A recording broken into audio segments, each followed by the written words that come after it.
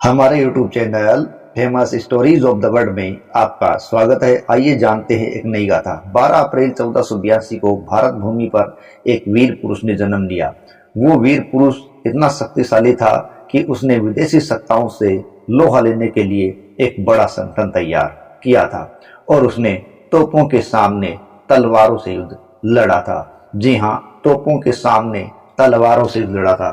यदि ये मुकाबला बराबरी के हथियारों का होता तो यकीनन भारत भूमि का वो वीर पुरुष हर तरफ से भारी पड़ता और दुश्मन को भारत भूमि पर पैर जमाने का मौका नहीं मिलता। हम जिस शख्स की बात कर रहे हैं उस भारत के वीर पुरुष ने युद्धों के दौरान एक आंख, एक हाथ और एक पैर भी कुर्बान कर दिया था। बताया जाता है कि उसने लगभग 100 युद्धों को जीता था और इसी के दौरान 80 घाव उसने शरीर पर प्राप्त किए थे और एक आंख, एक हाथ और एक पैर भी गंवा चुका था।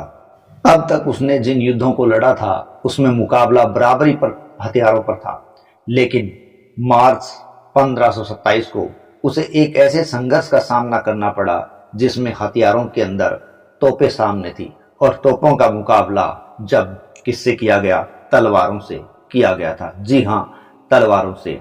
हम बात कर रहे हैं बाबर और राणा सांगा के मध्य होने वाले खानवा के युद्ध की।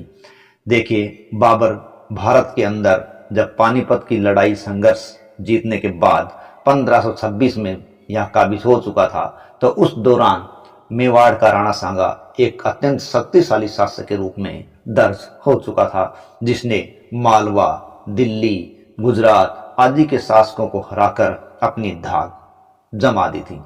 लेकिन बाबर है वो भी जीत के उन्माद में था और उसकी सेना ने आगे बढ़कर राणा सांगा की सेना का मुकाबला किया और बयाना, जो कि फरवरी 1527 में लड़ा गया था, उस युद्ध के अंदर बाबर की सेना राणा की सांगा का मुकाबला नहीं कर पाई और उसके हौसले पस्त हो चुके थे।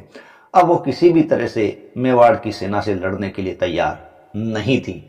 ऐसी स्थिति के अंदर बाबर वापस जाने के लिए तैयार नहीं था और उसने अपने सैनिकों के अंदर एक जोश भरने के लिए एक धर्मदेश भाषण दिया और उसने उनको जन्नत दिखाने का लालच दिया, सैनिकों का तमगा कर है माफ कर दिया और साथ ही साथ उसने अपने शराब आदि के पहले भी तोड़ दिए, शराब न पीने की उसने शपथ दिला दी और अपने लोगों को उसने मोटिवेशन देने के लिए तरह तरह के प्रयास किए और उनको लड़ने के लिए तैयार कर लिया था। अब जब दोनों का खानवा के युद्ध में सामना हुआ तो ये मार्च 1527 का समय था। राणा सांगा, जो कि मेवाड़ का शासक था, कुछ इतिहासकारों के अनुसार वो एक 40,000 की सेना लेकर आया था, कुछ के अनुसार वो 1 लाख की सेना के साथ था, तो कहीं कहीं आता है कि उसके पास 2 लाख की सेना थी। हालांकि ये यकीन है कि बाबर से उसकी सेना काफी ज्यादा थी और बाबर भी उस सेना को देखकर समझ चुका था कि इस सेना का सीधे तौर पर सामना करना बहुत ही मुश्किल है और किसी भी स्थिति में बाबर सीधा मुकाबला करके इनसे जीत नहीं पाएगा। इसलिए उसने एक सुरक्षात्मक नीति अपनाई और उसने तुलुगमा नीति का सहारा लिया।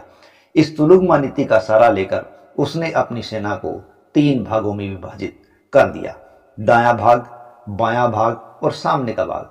सामने के भाग में उसने गाड़ियों के सहारे बीच बीच में जगह छोड़कर उसने तुलुगमा पद्धति के अनुसार तोपों को जचा दिया और दाएं बाएं अन्य सेना की टुकड़ियां खड़ी रही।